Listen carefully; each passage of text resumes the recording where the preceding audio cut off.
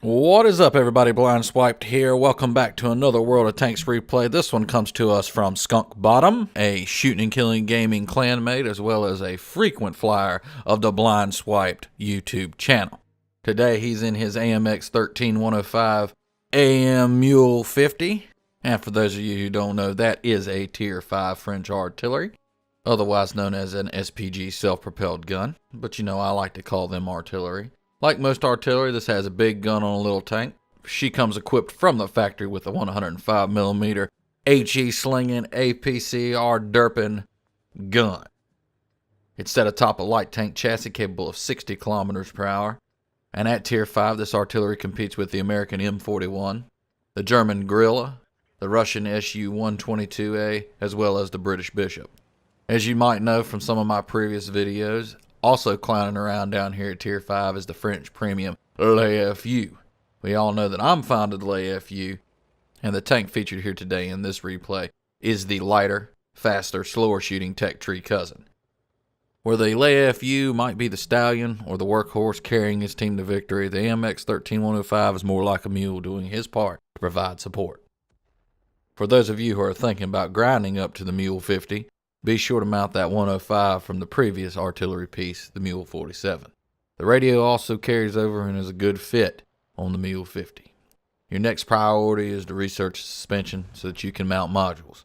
And speaking of modules, a camo net is always a good choice for any artillery. If you have credits to spare, a gun rammer as well as a gun laying drive would be prudent choices to bring down loading time and aiming time. Things to be aware of, though, when considering the Mule 50 for your next artillery piece is that it has an exceptionally low shell trajectory as well as low damage when firing high explosive with little or no splash. On the positive note, the upgraded gun can equip a PCR with an outlandish 223mm of penetration. Something else to keep in mind is the first time you climb into this tank, be aware that your crew is most likely going to dictate a lot about your performance.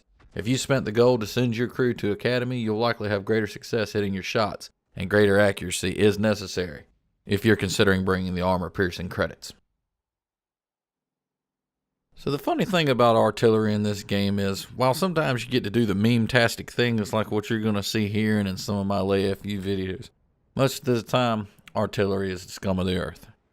It does nothing to progress the game, and as a matter of fact, it generally keeps people camping in the back.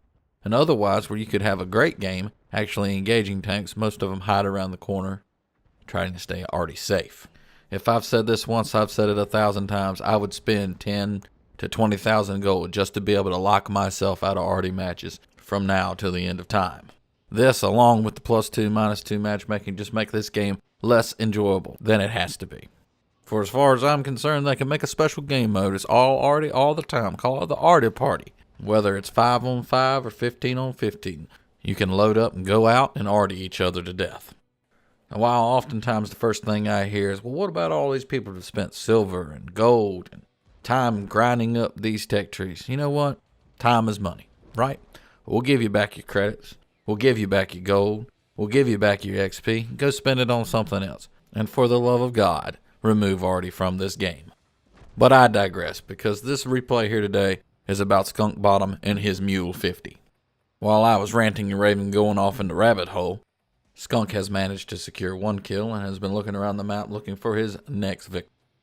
Even though the AMX 13105 has pretty low shell trajectory, he cannot sneak one in between these columns.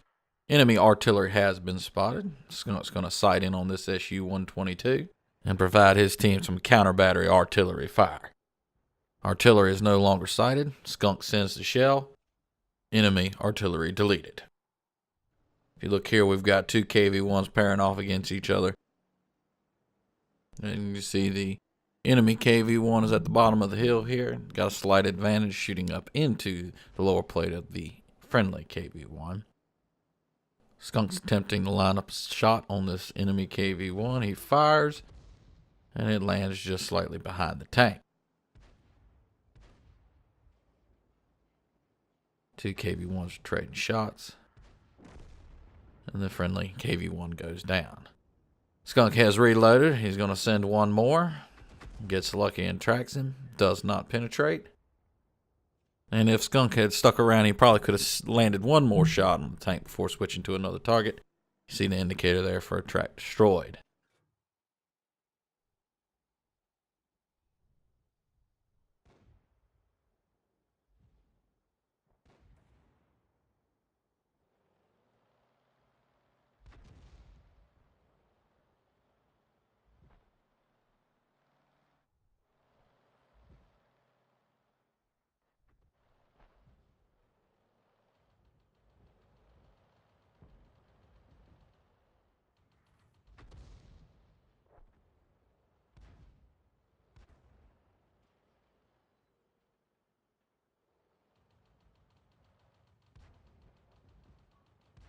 Skunk's trying to line up a shot on this log over here playing chicken with the VK3001H.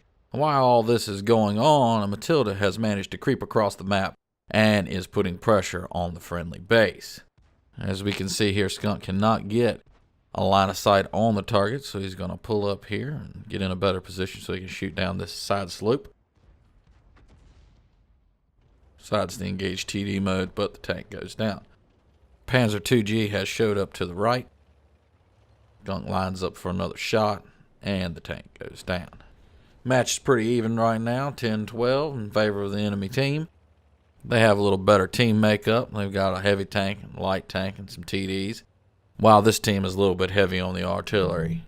They also have a tomato ripened right there on the vine in the Stug 3.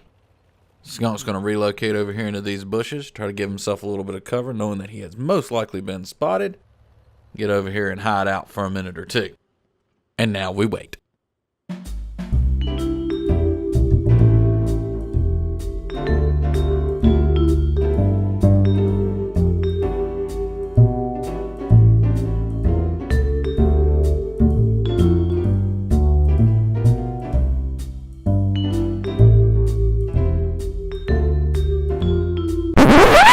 Oh, wait a minute. What was that? An M8A1. Maybe he doesn't see us. Looks like he doesn't see us. Maybe he sees us. Maybe he's just going to go around over here where he can come up this other slope. No? No, he didn't see us. Or did he see us? Well, maybe he's coming back. Whatever we do, let's just sit real tight, because I'm sure we'll find out soon enough. The Lago shows up. Oh, and there's the M8A1. Got a decision to make here. Do we attack the Lago? Do we attack the M8A1? Lago's probably the bigger threat right now, but the M8A1's the easier target. Pulls the trigger, M8A1 down. Turn our attention to the Lago, waiting on a reload. Surely Lago sees us, but he seems to be focused on the birch gun. Continuing to wait. Birch gun goes down. Lago retreats.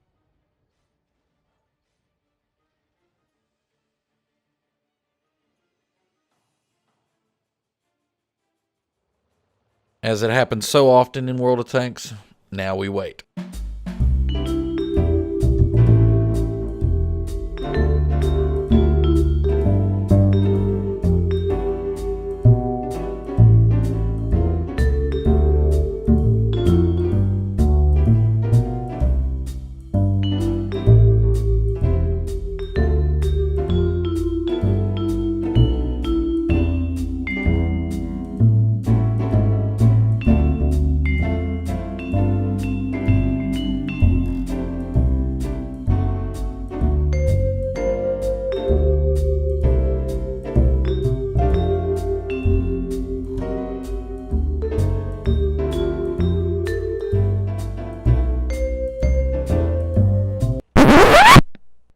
What is that? A wild KV-1 has showed up in the base.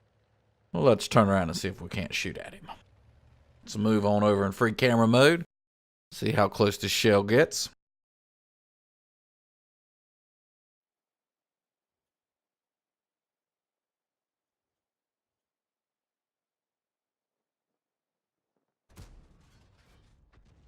No dice this time.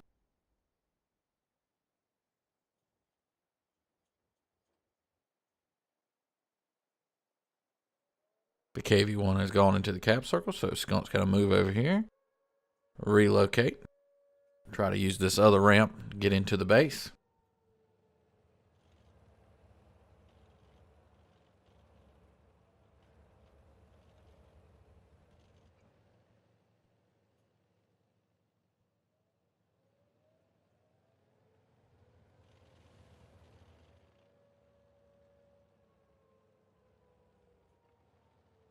Sees the T-34. Not what he was hoping for. He's not in the cap circle. Go back into Skunk's view. He cannot get the gun down low enough to attack the T-34. KV-1 has spotted him and deletes him promptly. Let's take a look at the score screen here. You can see number 1 on our hearts, number 1 on the charts. Skunk Bottom in his AMX 13105 Mule 50. 1175 damage on 4 kills, cranking out the XP here. Got a lot of tanks on the friendly side that did less than 100 damage, and it would appear to me that some of those that did none didn't show up to play today. I want to thank all you guys for tuning in. If you're new here, please think about hitting that subscribe button down below, and as always, like and comment. Until next time, take care.